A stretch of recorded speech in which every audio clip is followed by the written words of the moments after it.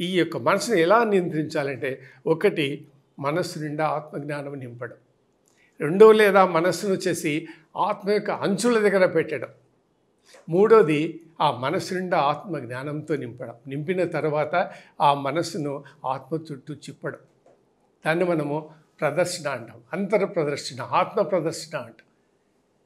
కాబట్టి ప్రదర్శన ఎట్లా చేయాలంటే మనం ఆత్మ చుట్టూ చేయాలి. అంటే మనం ఏం గమనించాలంటే, ఆత్మలో కలిగే కదలికలు ఏమున్నాయో ఆ కదలికను గమనపెట్టాలి. దాన్ని ప్రదక్షిణ అంటారు యోగశాస్త్రాలు, పతాంజలి గారు. కాబట్టి ఆత్మలో జరిగేటువంటి విషయాలు మనసు కనిపెట్టాలి. ఆత్మలో ఎప్పుడు కదలిక వస్తుంది, ఆ కదలికను గమనించాలి. అదే ప్రదక్షిణ. అంతేగాని గుడిలో కానీ, విగ్రహం చుట్టూ కానీ, మందిరం చుట్టూ కానీ, లేదా మనంతా మనము ప్రదక్షిణం చేయడం కానీ కాదు. నీ మనస్సును ఆత్మ చుట్టూ తిప్పుకో, బయటకు పోనీయద్దు. ఒక ఆత్మనే మనస్సును నియంత్రణ చేయగలదు, ఒక ఆత్మనే అంకుశం మనస్సుకి, ఇంకా ఏ సాధన లేదు అన్నదే ప్రధాన అంశం అన్నమాట పతాంజలి యోగ సూత్రాలు.